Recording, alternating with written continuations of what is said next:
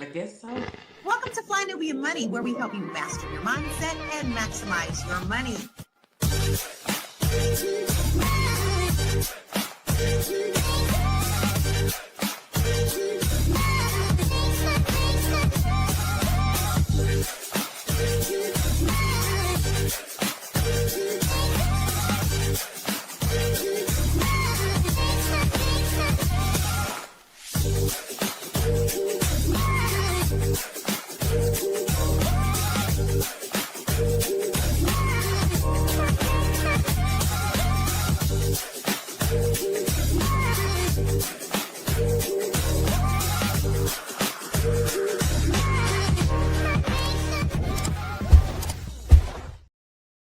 What's up, everybody? It's your girl, Constance Carter, and this is Fly Nubian Money, where we help you to master your mindset and maximize your goddamn money.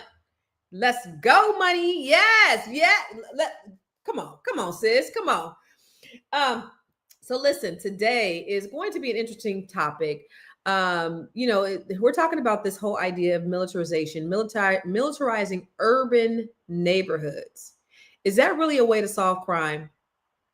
Crime is a major concern in our communities, and some cities are taking a tougher approach with militarized policing.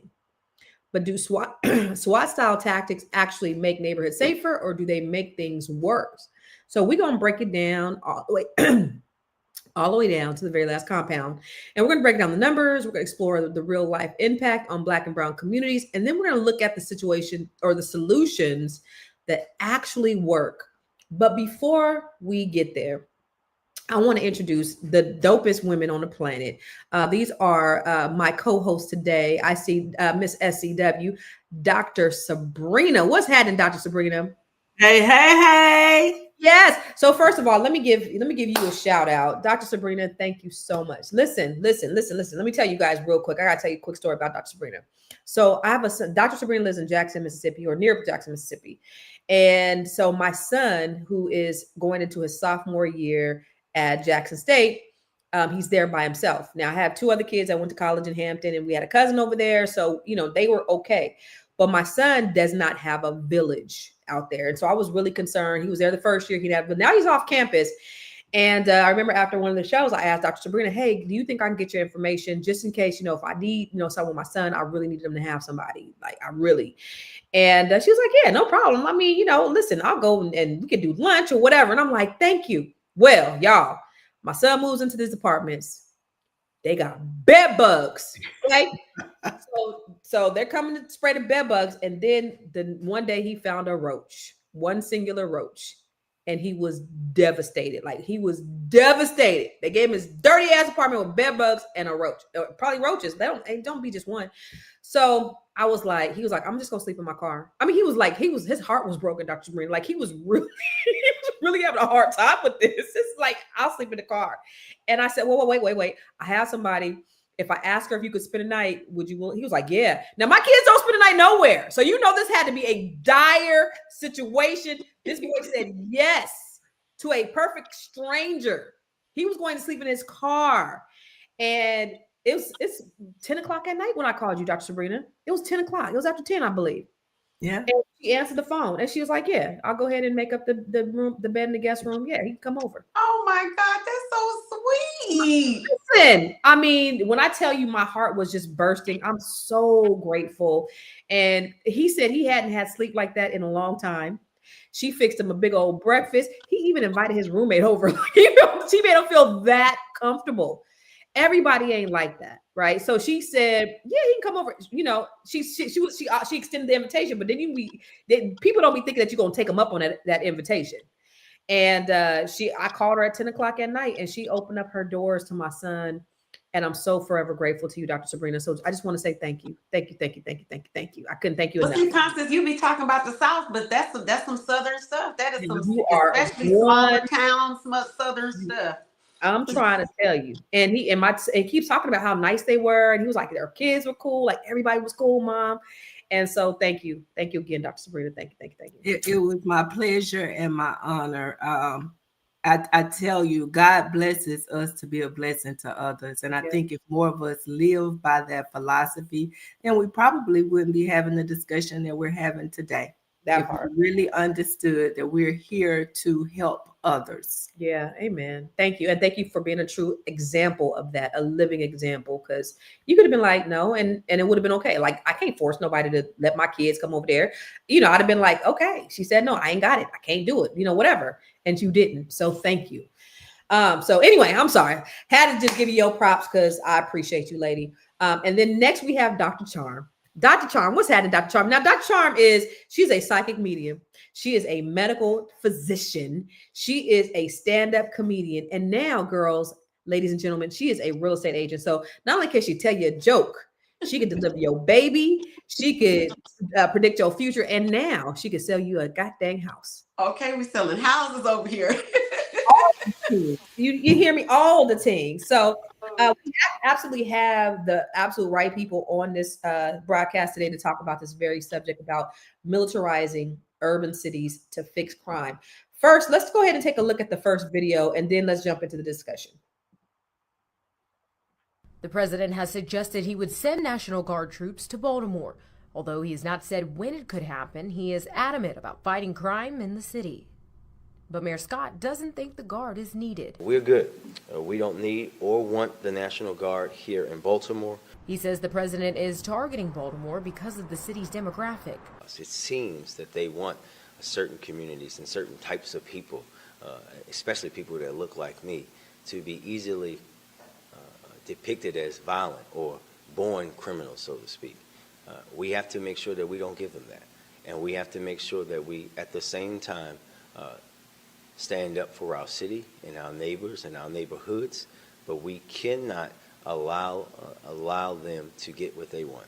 This morning, Governor Wes Moore also chiming in on the president's decision, once again saying he won't allow it. No, I will not authorize the Maryland National Guard to be used for things that are performative. We asked people who live in Baltimore what they think of the possibility of the National Guard deploying here. I don't think it's going to help that much. Their presence may deter a little bit of crime, but I don't think it's going to help. Because they're not sending them into the right neighborhoods in D.C., so I'm not sure that it would be any different here. I think it's just a diversion tactic, probably. I'm not sure what it is. Some people say they're glad the city and state leaders are taking a stand against the idea. Their firm response has been very good.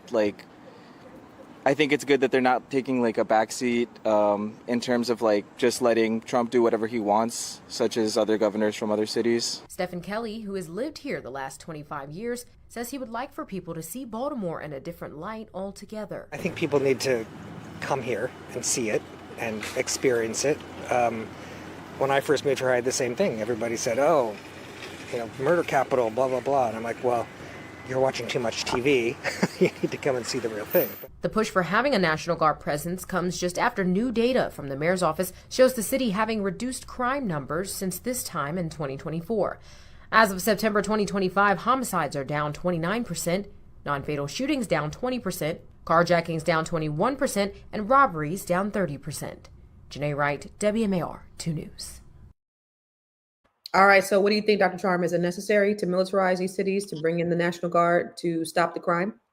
No, I do not think it's necessary. The majority of crime that is committed in America is committed by white people. I mean, it goes along with the population percentage.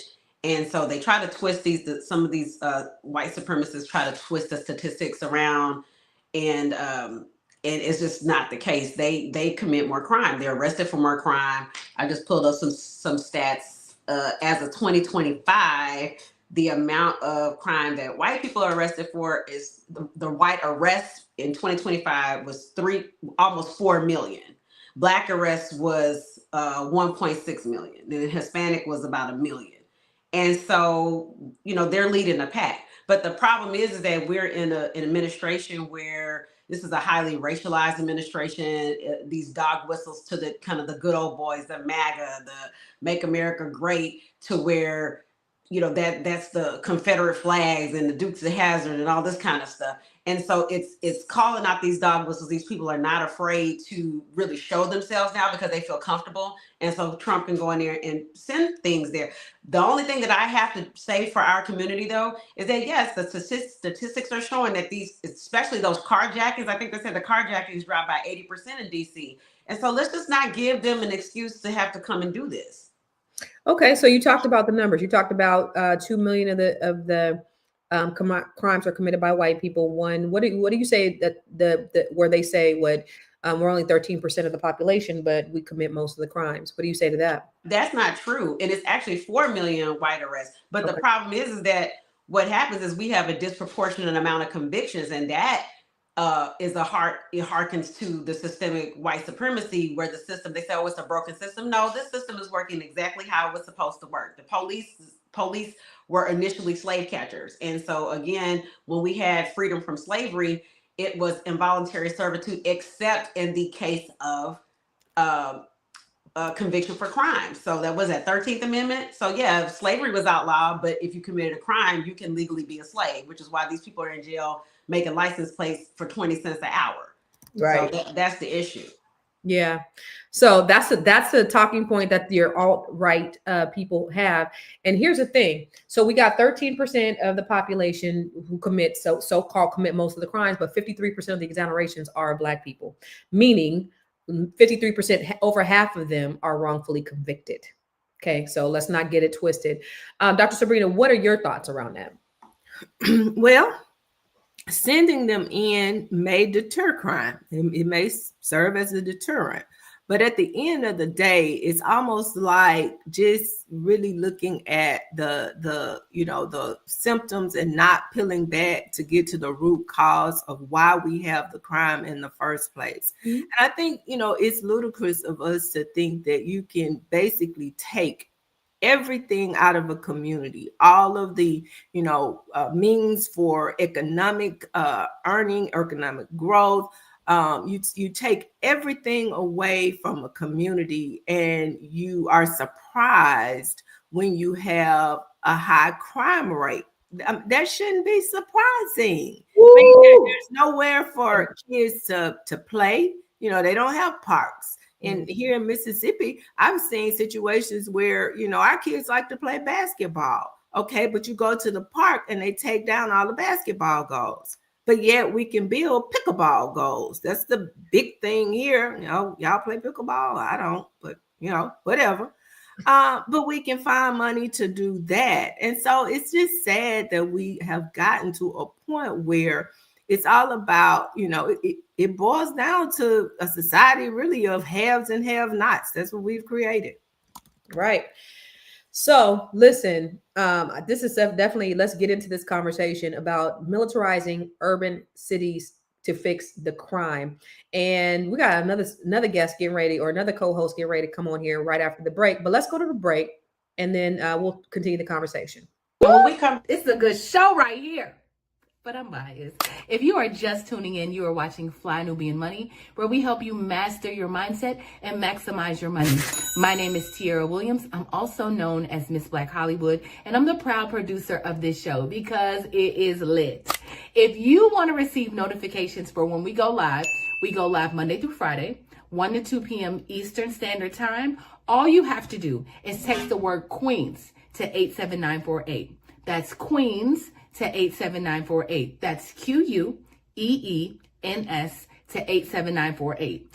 Also, if you want to grow your money and not blow your money, all you have to do is go to FlyNubianMoney.com. There's all kinds of resources, there's courses, there's free giveaways. There's just no reason to be broke in 2025. All you have to do is go to FlyNubianMoney.com. Obviously, you don't want to be entertained here. You want to know enough to grow.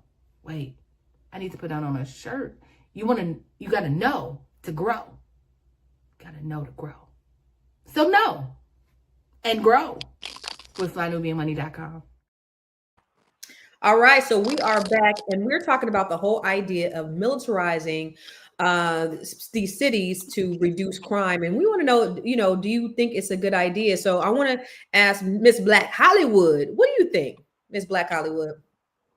I heard Dr. Sabrina talking about our resources and, what we don't have in our communities. And I know that there's issues with employment in places like Chicago for teens. And, so they don't have anything to do but rob and steal from one another. But I actually am not mad at the idea of it.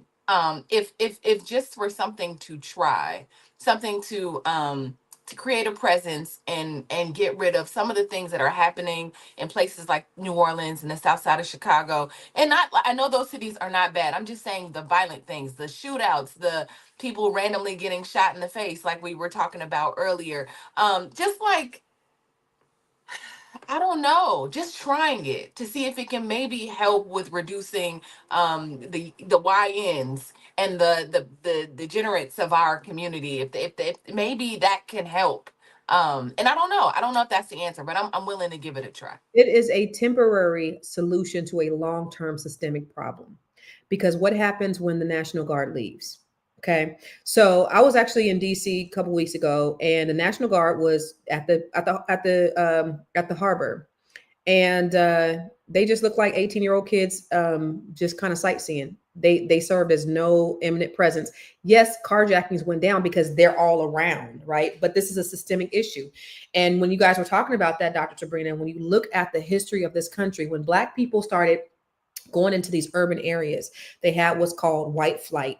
And when white flight happened, urban decay started to happen. It's not because we are just deterrents and we are just terrible people, but they took these local economies out of these businesses out of the economy. So now you have no jobs. That is the source. And that's the reason why Chicago has reduced the crime. That's the reason why DC has reduced the crime. I don't know if you know, out here, Marion Barry is the next coming of Jesus in the DC. Like, if you ask anybody out here who Marion Barry was, they will say he's the second coming of Jesus Christ. Like, it's no joke. They love him so much. And it's because he created opportunities for Black people to build wealth. And he started with the youth. And when the youth were employed, the crime stopped. They don't have to go jack no cars. They don't have to go do these things because they have something that will keep them occupied. And that's where the money needs to be, not in militarizing these areas and creating this presence. And now you're harassing people when you got places like you said, New Orleans. He's not going to dare go to New Orleans. You know why? Because it's a red state. Even though there's more crime in New Orleans than there is in Baltimore, he's not going to touch New Orleans because it's a red state. He's only going after, this is part of his revenge tour. He's only going after people that he deems to be his opponent. And he's politicizing everything. And that's the thing I have a problem with. Even here in Jackson, Mississippi, our governor was one of the first to say he would send the National Guard, and sent National Guardsmen to DC. But you look at the crime rate here in Jackson. That's ridiculous. And I've been told charity begins at home, and then in your own backyard. If you want to take care of crime and address crime, you start at home. And the thing is, we're still reeling here in this state behind the biggest welfare fraud scandal in state history. And guess what? That didn't involve Black folks. That didn't involve nobody that looked like us, but that was crime. Okay. Mm-hmm. But we are serious about crime. The other side of this that's hilarious when you really think about it. If there was any sincerity about this, and we were really talking about being active in fighting crime, you take someone who has been convicted of crimes, is now under investigation. If these files ever come to light, wonder whose names and fingerprint may be all over them. I'm not saying, I'm not suggesting, I'm just saying. So it's like, are you really the poster child for addressing crime? It's just the ridiculousness of the whole administration. Everything about this administration is completely, utterly ridiculous. But Dr. Charm, you want to say something about the statistics? Yes, that whole 13, that we're 13% of the population, but 50% of the crime, that they cherry picked homicide and robbery. And so that's only a small percentage of what type of crimes exist. You've got property theft, which white Americans lead the property theft. for sure. They're the leading group. And overall, that this is how I think there's a book called How Statistics Lie or something like that I never got to read it, but it's always was referenced because you can make statistics do whatever you want them to do. So you're spouting this, and one thing is it's arrests. An arrest doesn't necessarily lead to a conviction. So you have more Black arrests for these particular crimes. They may not get convicted for them, but at the end of the day, the real stats are that white Americans have 70% of total arrests, and Black Americans for 26%, and that was from 2019. So it's probably still reflective about similarly. But I will have to say that I agree with Dr. Sabrina that this is socioeconomic. I have a house in Chicago. I lived in Chicago for almost 10 years. Never in my life have I ever seen in my life young Black men begging on the street for money. Like usually when you see homeless people or people that are indigent, they may be older. Just that had been my experience. I had never seen in my life like 20-some-year-old Black men. And then I looked and researched in Chicago, the young Black male unemployment is at about 50%. So, and I would give them money because I'm like, I'd rather, give you money off the corner than you robbing me. That was just my mindset. So here's the alternative. If they're not selling drugs, or commit carjacking or other kinds, it forces people into an underground economy. It forces them in an underground economy because they cannot get jobs. And then you get one strike on your record. So then most jobs won't hire you if you have a felony unless it's about 10 years old and you haven't had any type of contact with the criminal justice system, where our men have 1 out of 3 have had some type of contact with the criminal justice system. Absolutely. And it's all systemic. So I don't believe, and I'm glad that you're on here, Tierra, because I do believe that we need another perspective on it. But I don't believe, I absolutely vehemently do not agree, or I disagree with your thought on that. Well, here's the thing. Am I saying I trust the administration to carry out something like that? No. Am I saying that I even trust what the intention is? No. But I'm just thinking about those small percentages, or when I'm looking at the news. And again, I know as a journalist and a girl that's worked in the news, I understand how these numbers and these things are skewed, but we cannot deny the fact that things are happening in our urban communities. And, where we need to, save, there's a portion or a population that needs to be, that we just need to figure out what to do with. It needs to be investment. It needs to be investment in the communities and not more police. And we know, studies have shown that when you have more police presence, it does not deter crime. It actually exacerbates it. There's more police in Black neighborhoods than there is in white neighborhoods. They're not doing community policing. They are policing from a place of brutality. That's how they're policing. If they had jobs, if they had something to do, then that's where the solution would lie. But let's take a look at this next video and let's further discussion.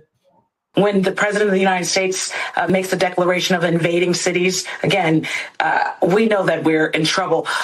Oakland, California is the city that I represent, and I want to tell you clearly, these cities have not requested support from the federal government in this manner. What we have requested is that the DOJ stopped defunding our programs in our cities to keep folks safe. We are asking the administration to fund a Head Start. We're asking them to not cut SNAP. To create safety means children need to go to school with full bellies, and teachers should be paid what they deserve, and that our streets should be paved with resources for community members.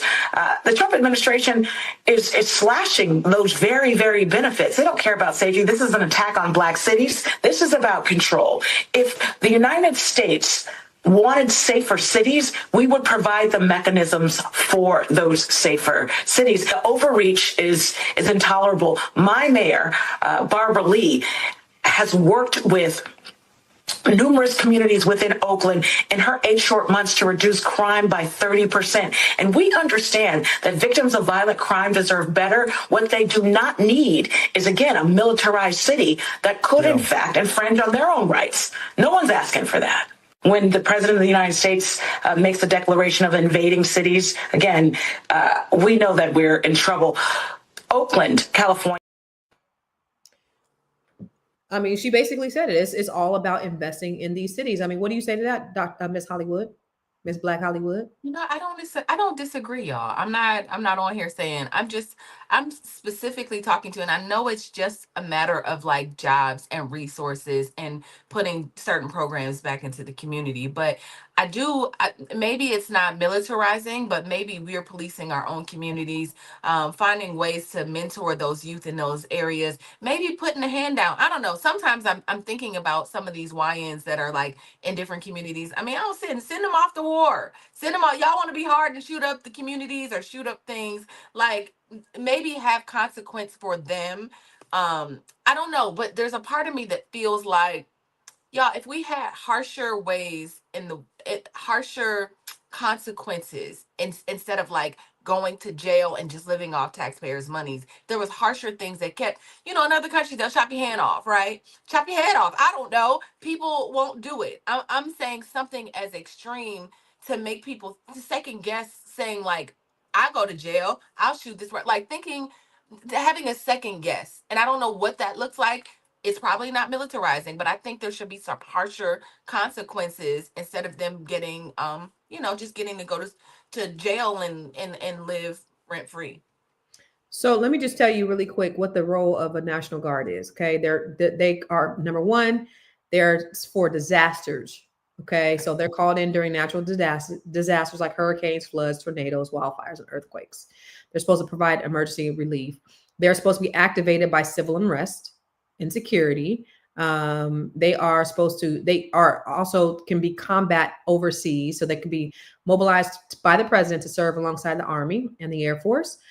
They provide humanitarian and community support, and they are national defense act as reserve for strengthen the active duty for military. So the only people that they're supposed to be militarizing is foreign people and not their own citizens. Right. Now, what they're supposed to be utilized for in this country is disaster aid and to help in national crises, not for against their own citizens. Dr. Charm, what do you think about the idea of them being used for this, the resources that are supposed to be for natural disasters and things like that, but they're used to actually go to war against the citizens? Well, I mean, the police forces have been militarized for quite a while. I mean, we saw that with the Ferguson protests and Black Lives Matter. I mean, there were tanks in an American city being used on the citizens. So we already have all this military. I can't say the word. Anyways, we have the military presence with the equipment that they're using, the technology that they're using. And this is just icing on the cake as far as I'm concerned, calling in the troops.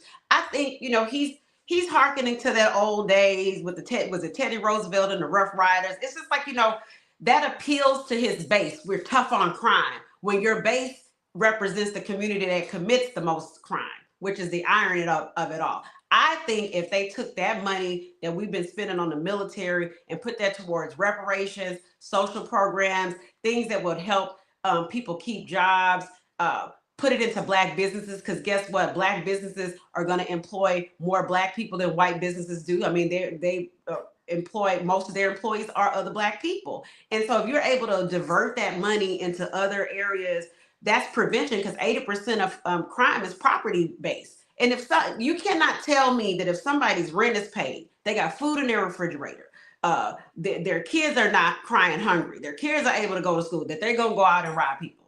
It doesn't compute. Right. So instead of taking that billions of dollars and putting it into militarizing, then they could do that and put it in the communities. But why would they do that? They taking these services away, Dr. Sabrina. But listening to what Lou said, Miss Black Hollywood would have voted for war on drugs. So we're gonna talk more about that when we come back from the break. I know you're busy, you got things to do, and you can't take us on the go with you every single day. Good news for you, we are now on Spotify. So if you can't watch us, now you can listen to us on Spotify. Search Fly Nubian Money, and all the episodes shall appear. All you have to do is like, subscribe, leave a 5-star rating, leave some comments, tell people how you love us, so that when other people come along and are looking for a great show to watch, they can find Fly Nubian Money too. One last thing, and just in case you've been sitting under a rock, Fly Nubian Money now has an investment club. We are the Fly Nubian Money Club. It's easy. All you have to do is go to flynubianmoneyclub.com, and I am committed to bringing in top experts from all industries to help you level up. They're teaching us the skills that we need to compete in this market. We often say that nobody is coming to save us, not the government, but guess what? We're coming to save us. I'm coming to save you with the Fly Nubian Money Club. So listen, all you have to do again is go to flynubianmoneyclub.com. We have a 30-day free trial set up just for you, just for those people that are struggling. Even if you ain't struggling, you ain't got to struggle. I'm coming. Okay, let me stop playing. I'll see you soon. So, Dr. Sabrina, I do want to ask you, because we talked about the police force, the police force. Do you think the police are doing enough to deter crime? And if not, what should be happening? So it's interesting. Let me just share this with you. Just last week, my son got a traffic ticket here in Rankin County, Mississippi. So for any of you that may not know the history of Rankin County, Mississippi, just a couple of years ago, the NAACP here took down what was known as the Goon Squad. I mean, these people were literally terrorizing Black men, and it was a force within the Rankin County Sheriff's Office. But back to the traffic ticket. So he gets a traffic ticket for a tag light that was blown. Not a tail light, a tag light that was blown. He said the officer came up to the car and initially told him that he was stopping him because the tag light was out, and told him he would give him a warning. My son said he gave him his insurance information. The guy went back to his car, ran everything, and came back and handed him a ticket as opposed to a warning. Now, I use that illustration to say this. How do you build trust within the community? How do you build trust within the community when you have a young person? You know, these young people already have a certain perception of law enforcement anyway, from everything they've seen on TV, heard on social media, heard their families talk about the police, okay? But then when you have an opportunity to break down this, this perception by how you handle your interactions with the citizens, and you don't do that, you miss a prime opportunity. And so until law enforcement accepts their part of the responsibility in this distrust as well, I mean, it's enough blame, it's enough work to go around. Yes, we have young people that are committing crimes. I'm not going to deny that. It is what it is. We know what it is. We're in the community. But at the same time, I think there is a better approach. And I think when you have things like that continuously happen, I mean, it doesn't make a good for a relationship building opportunity between law enforcement and citizens. I'm 100 with you. In the city of Stockton, they approached policing with community policing, and they reduced crime significantly. And they went all over the country to different police departments and showed how they did their community policing, because the chief of police, I heard him say what he understood was policing came from slave catching. So first they got to understand where it came from, how it came down to them policing neighborhoods, and how they had to change their mindset in order to properly police these communities. And that's the problem, is you got these people who were bullies, and you got these people who absolutely hate Black people, who want to get in there just to punish Black people. About a year and a half ago, maybe 2 years at this point, I'm not sure, I was in California. My son was coming out from Virginia to Maryland. He's in Virginia, in the country in Virginia. He gets pulled over. He calls me. He's like, "Mom, I just got pulled over. I'm not sure why." So I don't know if I made if I didn't put on my signal. I don't know what happened. So I said, "All right, son." I said, let's get on FaceTime. Put me on your lap. So he does that. He's waiting. We chopping it up. A couple of minutes later, and I have a video of it too. A couple of minutes later, because now I'm recording. He has a gun to his head. And the guy is yelling, And he's like, what did I do? What did I do? I'm sorry. He's apologizing. He don't even know what he did. Dude didn't come over and say anything. He just put a gun to his head and start yelling at him. And my son is like, I'm so sorry. I'm sorry. I'm sorry. And now I'm pressing record. I don't want to start. I'm not saying nothing because I don't want to trigger anything. You know what I'm saying? This man has a gun to my son's head.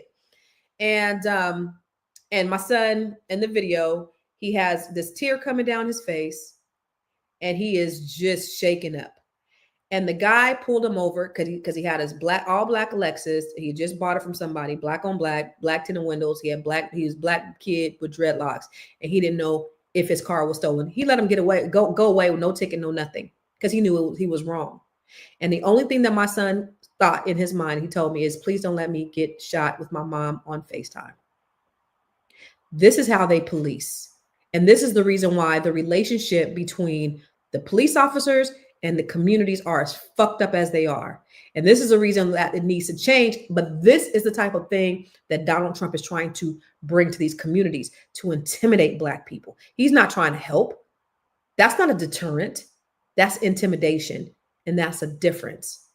So let me ask you, Ms. Black Hollywood, would you have voted for I would not. I would not have. And you know, for the record, I want to say that I hear you. I hear you all, and I'm with you on that. And I love the idea. When I think militarization. I'm thinking Black Panther. I'm thinking the nation. And I know this is not. I'm thinking like how militant maybe the nation is, and how good things like that can be for our community. Not necessarily. I don't trust Donald Trump. I don't think his intention.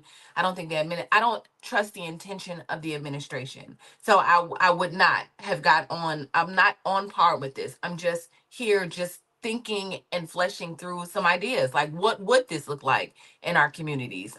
Just simply wanting to explore the conversation in a healthy way, right? So I would not have voted on the war on drugs. Thank you very much.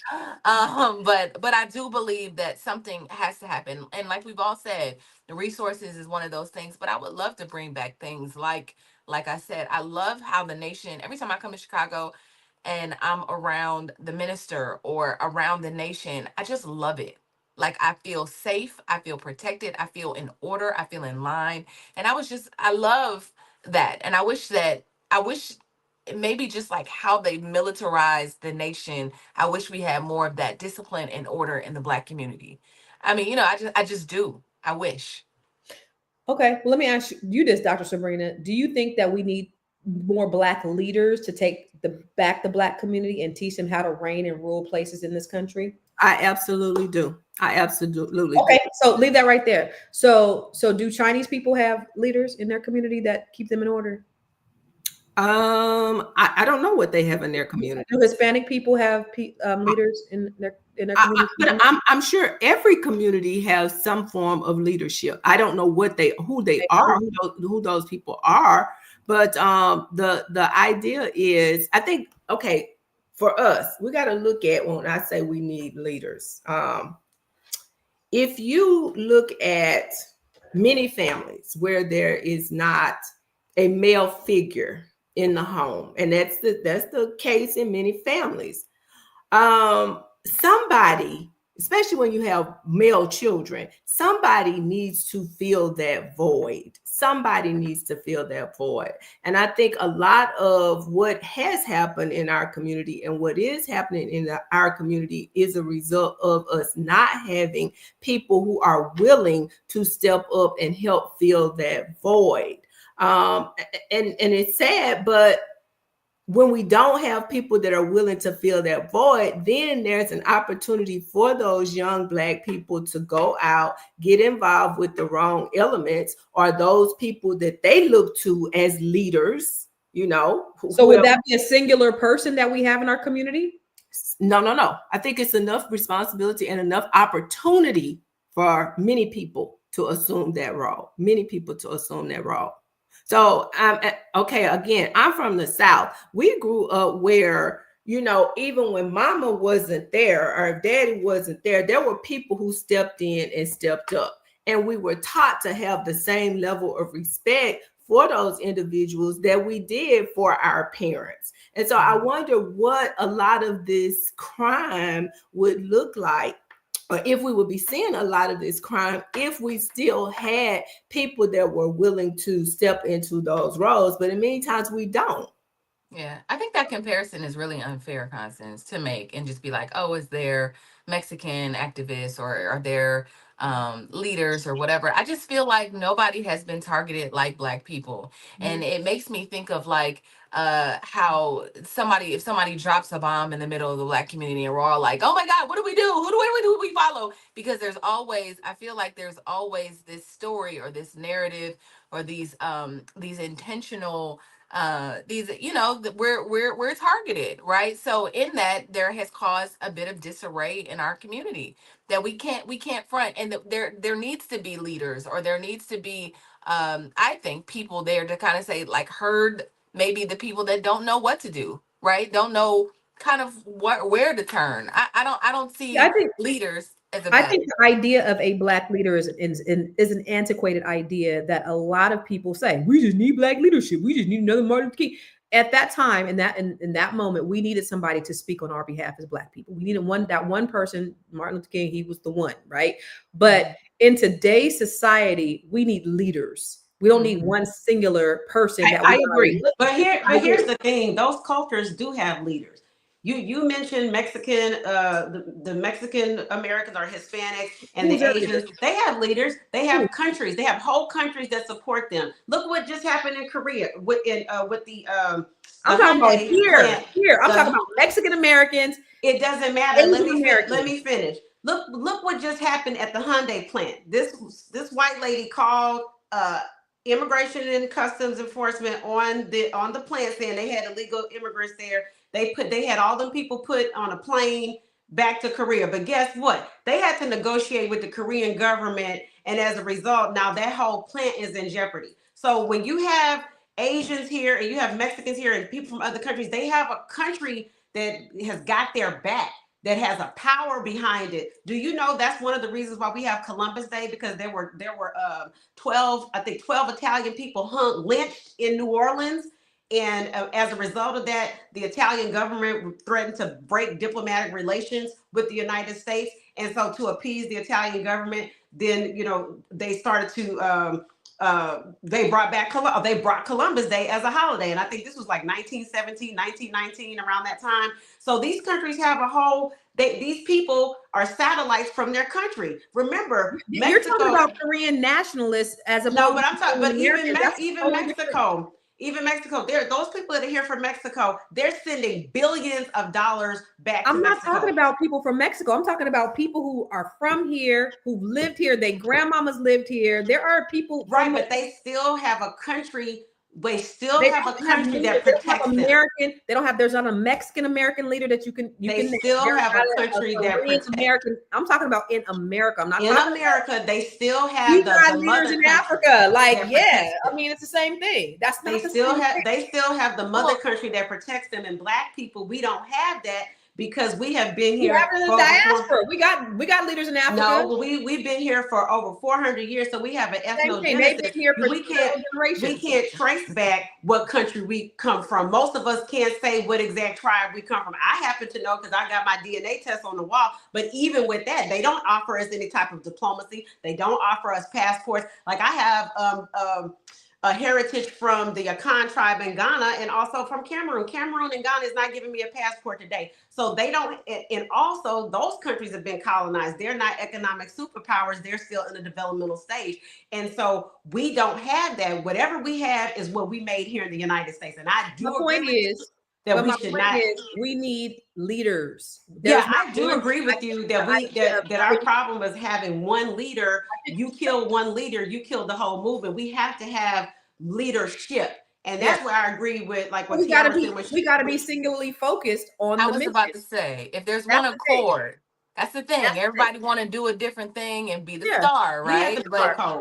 If they could be unified, right? And it's not like I'm beefing, throwing out people, y'all. I'm not really saying it. But if you say Umar is beefing with Al Sharpton, who's beefing with Jesse Jackson, who's beefing with Boyce Watkins, who's beefing, like, everybody has a message, but we don't know who to follow because everybody's like, well, I'm going to follow Boyce. Well, how and I'm about not we going to don't follow follow Jesse. anybody? How about we come up with a We code follow of the ethics? Lord.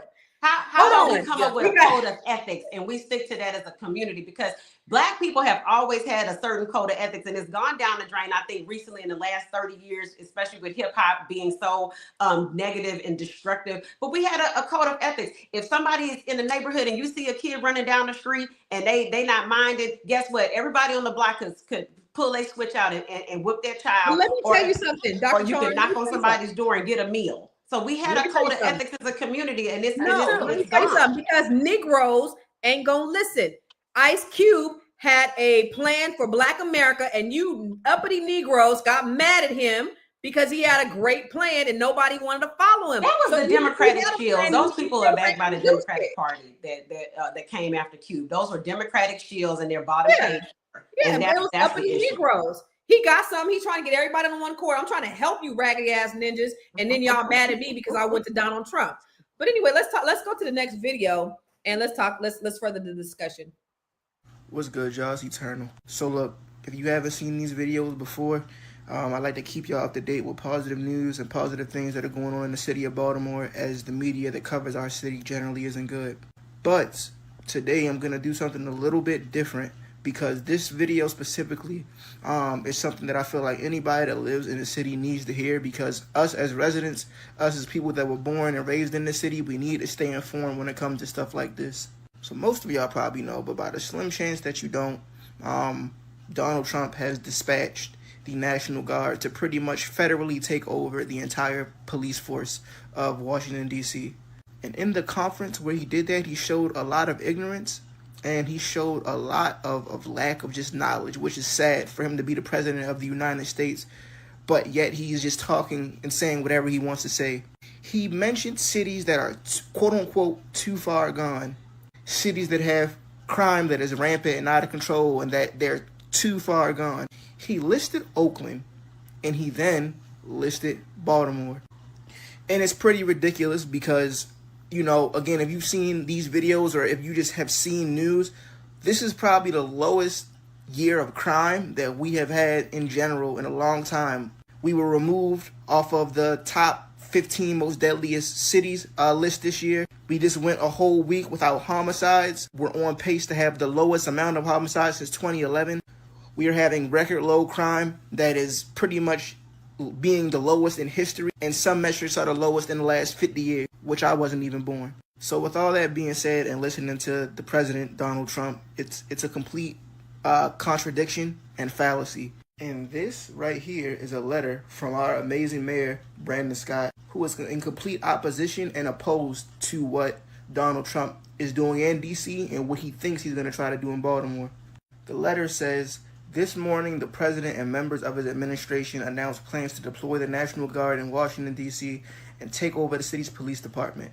This president mentioned Baltimore by name in his remarks and made it clear that he intends to deploy the National Guard to other cities across the country. As leaders in Baltimore and the state of Maryland, we stand strong in opposition to the president's latest power grab, which is based on pure lies about our communities. Baltimore, like D.C., is seeing real public safety progress, with homicides down 40% since 2021, even as the Trump administration has slashed funding for the programs that have brought crime to record lows. Meaning the funding for the things that are contributing to this, Trump's group of people have slashed the funding, and yet we're still thriving. If the president of the United Okay, so I mean, this is basically on par with what we've been talking about in terms of the militarizing of these communities. And it's funny, Anonymous said Ice Cube was a wrong messenger and you need a strong Black man. Do you know he consulted with a lot of scholars, including Dr. Boyce Watkins, on his plan for Black America? So it wasn't, he was very thoughtful when he put this thing together. It wasn't something that he just wrote up. It was actually a plan that could have worked, but Black people was too, just like you, Anonymous. He ain't the one. He's the wrong messenger. At what point do we have, like, nothing's going to be right with us? And so that's the thing I think is we need to get on code. But so, you know, you had Muriel Bowser. She's the mayor of DC.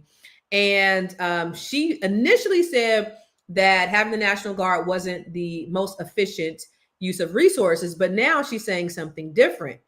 What do you think? Why do you think she's saying that? I want to start with you, Dr. Charm. Why do you think that she changed her tune on her stance with the National Guard being in Well, DC? she said the carjackings dropped by like 80%. So I mean, you know, you can't look that in the face and come up with a rebuttal when you got a direct drop in crime. But she did say she doesn't agree with them having the immigration people there. So I mean, you cannot tell me having National Guard on the streets doesn't deter people, because if you step outside and you see all this military, you're gonna think twice before you carjack somebody. So yes, I believe that it did have an impact in lowering those crime rates, because those statistics, I don't think those are made up. But on the other hand, is that the best use of resources? You brought up Stockton and community policing earlier. Well, guess what? Have you all heard of universal basic income? So the whole theory behind universal basic income is that give everybody a certain amount of money a month, and when you do that, you deter crime and you improve quality of life. And I brought up Stockton because Stockton actually did it. The Stockton Economic Empowerment Demonstration, they gave 125 residents $500 a month for 2 years without any strings attached, and they showed that reduces people stress, their anxiety, their depression. They felt better, and they didn't directly measure crime, but there were other. Finland used the universal basic income, and there was a village in Namibia. They actually did it for a year, and it lowered their crime of theft by 42% in 1 year. That was so just you can't $500. tell me that doesn't work. Absolutely. So, Dr. Sabrina, what do you think? Why do you think Muriel Bowser? Because if carjacking is reduced by 80%, I mean that is a good use, but it's not sustainable because you can only use the National Guard 30 days at a time. So, what happens when they go home? Yeah. Good question. And maybe I'm with Dr. Charm. Maybe it was because, I mean, you can't deny if you see that reduction that it does have some impact. But at the same time, if it's not sustainable, then, I mean, it really is not something you can hang your hat on. Something I want us to think about, we haven't added this element to the conversation. I think last week there was a crime committed in North Carolina. Was it Charlotte, where the young man killed the young lady on the subway? The Ukrainian immigrant, in Charlotte on the train. Okay. And the first thing that was said, that this guy had a criminal history. He had known mental illness, but now we want to start putting police officers and maybe even the military on the subway, public transit system. But my question is, if we knew that the man had a mental illness, would it not seem more feasible to say perhaps we need to add more resources to prevent people with mental illnesses from committing such crimes, to get them the help that they need, to put them into facilities that they may need to be put into, whatever the case may be, but address the mental illness piece of it? Because far too often when you have people that don't look like us that commit crimes, before we ever even know anything about these people, as soon as we find out who they are, we declare that they are mentally ill. But then when you have those of us that look like us that commit crimes, even when we know that they're mentally ill, we criminalize them. So, it's just kind of almost like it's the skin that we are in. And let me tell you what happened to the mental institutions. Ronald Reagan, Reaganomics. That's what happened. And Trump is just an extension of Reaganomics. But we are. I mean, if you think about the war on drugs that Tierra would have voted for, if we the war on drugs, it was a war when it was Black people. Now it is a public health crisis. It's always framed different when the skin tone is different, and that's the unfortunate part. But what do you say, Dr. Tierra? Come on, let's go. Hey, we speaking that into existence. Come on, Dr. Hollywood. I'm gonna be honorary doctor. Give me honorary doctorate. Well, what do you say to that? To what Dr. Sabrina said? Where we're putting our resources. I agree with Dr. Sabrina. It's so funny because I think that I just want to go back to the video that we watched a minute ago, and what we didn't get to because his video was way too long. But he was saying that they all this was already premeditated, right? Whether this was going to happen regardless, like Trump already had this in a plan to do, to take over these cities and like just to take over things. Like even if because the excuse me, the crime rate was down, there's not that much crime happening, and he's like, nope, we need to take over because these cities are so far gone. So the narrative, shifting that narrative and making us look a certain way and being able to like take control of our cities is the agenda, right? Yeah. So I just wanted to say that. And I think that, what I like about Trump, if I can like anything about Trump, is I think he gets people going. And I think that, the injustice of it all kind of makes us mad. We've been laying down and sleep for so Amen. long, lullabied by the Democrats and, other people and all of that. But here's this man saying, I'm going to take over. I'm going to put the military in the middle of y'all communities. Now what? What y'all going to do? And so it's really up to us to wake up and be like, wait, what? You now the mayors and now everybody's coming out saying, you're not about to do that in my city. Somebody is finally standing up and doing something and saying something. So I Yeah. do like that we're being awake. Yeah. What was your stance? Stay woke. You brought it Stay back, woke. Stay Constance. woke. Stay Stay woke. woke. We gotta stay Yeah. woke. We Yeah. gotta stay awake. But he So I also, think this is good. it's the dog whistling for me. You know what I'm saying? And he's doing that and it's so blatantly racist. Like the things that this man say, nobody in the history of this country could ever say these things out loud post 1965, right? Him saying that these people are criminals. They're born criminals that That's are what he said. born criminals. Like there's no redemption. They're looking at Black people as we're savages and criminals, and we aren't even the ones that do commit the most crimes, or historically the treacherous things that white people have done to Black people. And you're talking about I don't even want to get started there. And then when he talked about the farms, I don't know if y'all seen the video where he talked about the farms, where he said, we're going to send the farmers back and then we're going to bring them back because, we try to get the people in the inner city, the Blacks, because they thought those were the Black jobs. Y'all know they thought these were the Black jobs. We try to get the people in the inner city to do it, but they didn't want to do it. They don't want to do it. And these people, they were born to do this kind of work. And they said, if they don't do it, they die. So we're going to bring them, they're going to send them over there, and then we're going to bring them back so they could do our farm. So they basically thought that they was going to have Black slaves, but they were like, oh, shoot, my bad. We're going to spend all these millions of dollars and send them away. And then what happened to sending the criminals away? Why are you sending these people who have been here 20 years, who are paying taxes, who are contributing to society, like breaking up families? This is America. This is what we are dealing with. And this is the turmoil that this presidency has brought in. And we only, 8 months in? 9 months? It doesn't work. America incarcerates more people than any country in the world. And this DeCarlos Brown, the one that killed the Ukrainian immigrant, he had a documented history of schizophrenia and 14 prior arrests. Guess where most of the mentally ill people are in this country? They're in jail. I worked for a mental hospital in Chicago for 5 years, and we were forced to close down. And all those people in the community we had chronically homeless people that lived under the bridge near the hospital, walking distance from the hospital. But guess what? They had Obamacare. So when it would get really cold, they show up at the hospital, or if they had a mental health crisis, they show up at the hospital, and they had a safe space to be able to get medicated and get right. But then our hospital closed down. So then what do you got? All those people, where they're going to go for when they want a hot meal, they're going to try to get put in jail.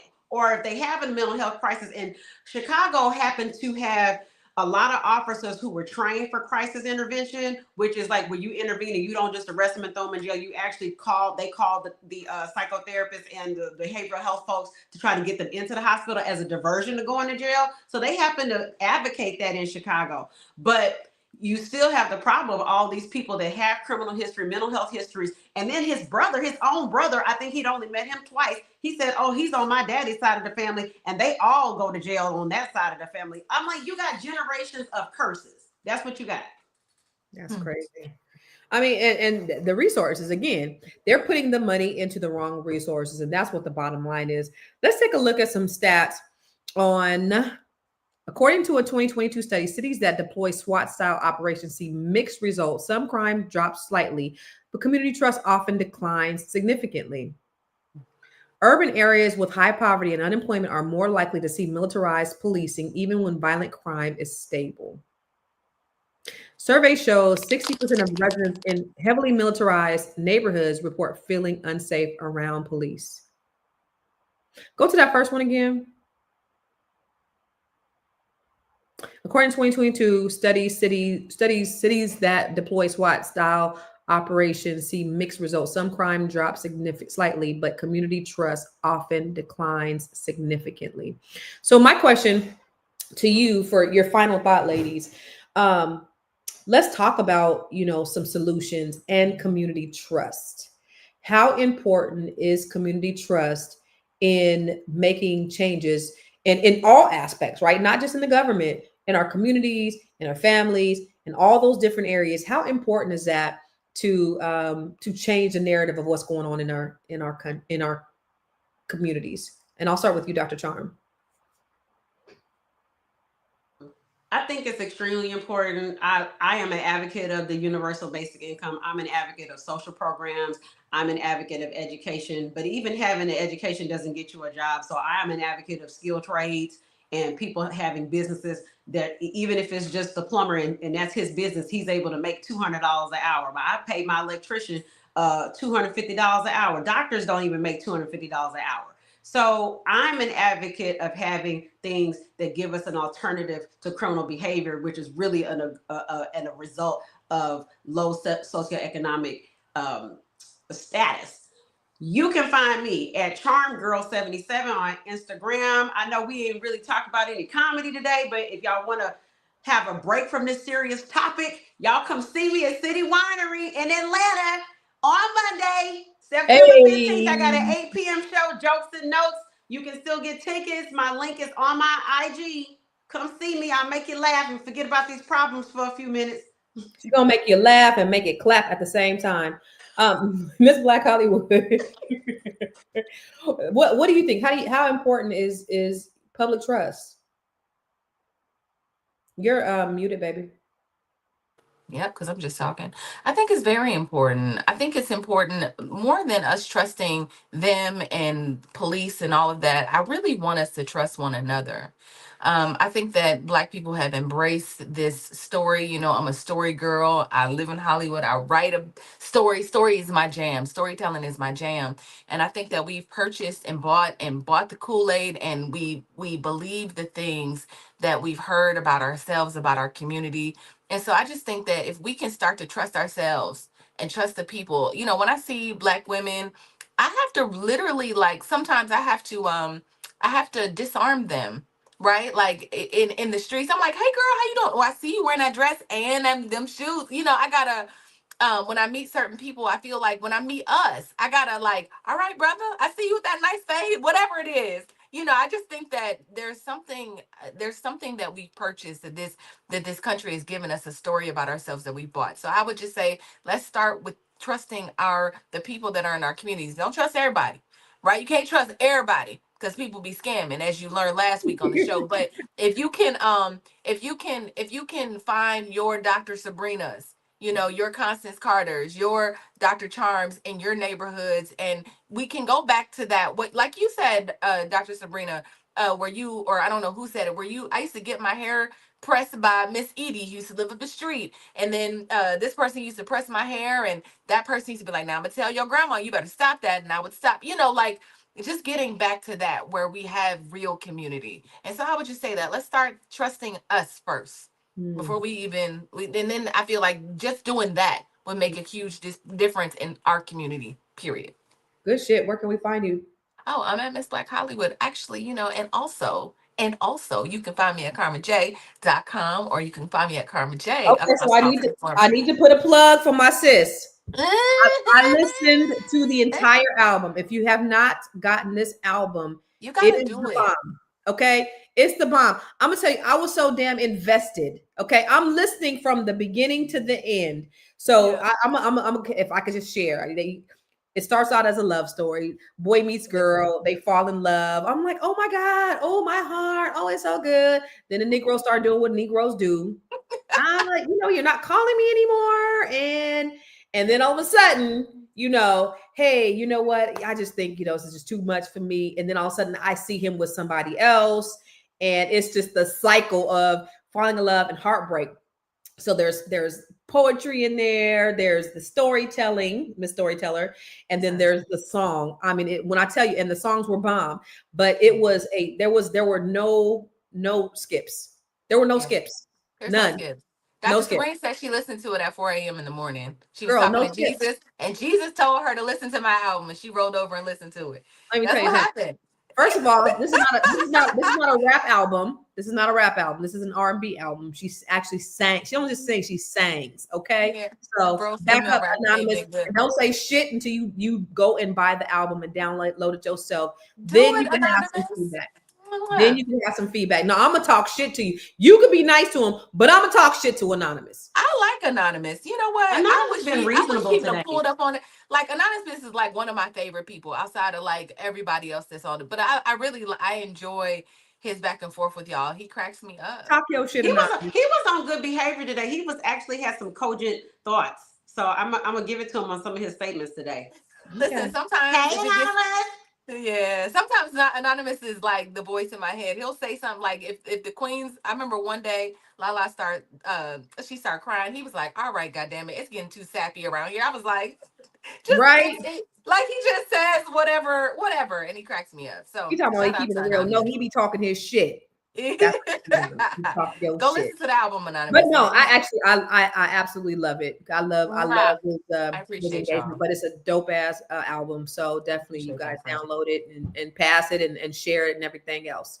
Dr. Sabrina, I'm asking you the same question. Trust. That's a big one. One thing we can trust for sure, too, for certain. We know that when you create a society where you have the have and the have-nots are going to have people. Now, they may have to knock you in the head to get it. They may have to carjack you to get it. They may have to slap your mama on her way from church, stealing her purse to get it, but they gonna get it, okay? So I think we've got to figure this thing out, and we have got to realize that it costs all of us to live in this society. When you walk in the grocery store, they don't ask you, what your income is and say, we're going to sell you food based on your income. When you pull up to the service station to get gas, the prices don't change based on what you're driving or how much money is in your wallet. It does not. And I think it's going to take all of us realizing that at the root of the problem, we really got to look at some things and ask ourselves what our intentions are. Is it to really, really create a world, a society where we all can survive and thrive? That's what we want. Everybody wants that. We want to survive and to thrive. Now, some of us want to thrive a little bit more than others, and it's our right to do so. But at the core, at the basic core, all of us want to survive. That being said, you know who I am. I am Dr. Sabrina Edmon-Williams, educator, author, and investor. Opening minds and closing contracts. I am so noted, and I am so excited and so delighted to be here with these beautiful queens today on the Fly Nubian Money podcast. If you need my help with life and legacy planning, please feel free to reach out to me across platforms at I am so noted. That's IAMSEWNOTED. And also, real quick, Constance, Dr. Sabrina and I are doing a Level Up Lounge tomorrow where she will be explaining how to do that. We'll be talking about estate planning, just an intimate conversation about getting your money transferred properly. That is tomorrow. You will receive, I don't have the link for you right now, y'all. I'll have it for you tomorrow. But you'll receive it. If you're on our 87948 list, you'll receive the notification for when we go live. Beautiful. Come join me. I would love to see you in the lounge tomorrow night. Dr. Sabrina is somebody that you definitely want to know and do business with. She is a trustworthy businesswoman. So I can say that personally. I want to just say that who can we trust? Not them motherfuckers in office. I'm going to tell you that right now. You can't trust a Democrat or a Republican, and you certainly can't trust MAGA or in this current administration. You cannot absolutely trust anything that comes out their sorry ass, raggedy, rotten ass mouth. Nothing. So what do we have to do, Black people? We have to be the ones to build economic power through collective spending, collective economics. We got to support Black-owned businesses, not just during Black History Month. We got to create businesses so Black people can spend with the Black businesses. We got to create collective economics, and we have to invest with each other. Create your next joint venture partner. We got to practice collective economics together. Because the power, guess where it's at? In the money. That's why we over here pledging allegiance to the Jewish flags and all this. They're getting DEI and we're not, because they are less than 0.5% of the population and they have more than 50% of the wealth. It's all about the money and you need to follow the money. Okay.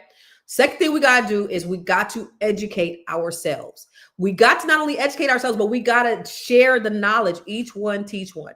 Don't just be a hearer of the word, but be a doer, apply it, and spread it through your community. Got to create and attend community-based programs. Teach financial literacy, learn financial literacy, and teach. Each one teach one. We need that. And then we got to be political, because they are making decisions about the people in our communities, and we have no leverage because we have no power, because we have no voice, because we have no money. It's all of those things. It is all of those things. So that's what we got to do. But we know that we cannot trust the government, because them motherfuckers is not for Black people. Nobody's coming to save us.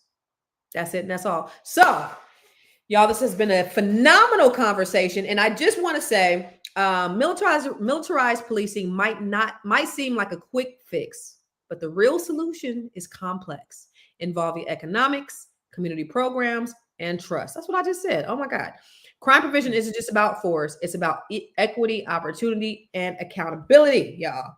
So listen, we got to stay the course, Black people. We got to continue to build together, and we got to continue to grow together. That's the only way that we're going to make it in this world, is together. What's that song by Hezekiah Walker? I need you to survive. Black people, we needed each other. Somebody sing it. I pray for you. Sing it. You pray for me. Come on. Come on. Y'all know that song. See? Uh-huh. Yeah. I need you to survive. So that's what we do. We Black people, we need each other to survive. Ain't nobody coming to save us. All right. We're going to see you tomorrow. Same bad time, same bad channel. And I'm just got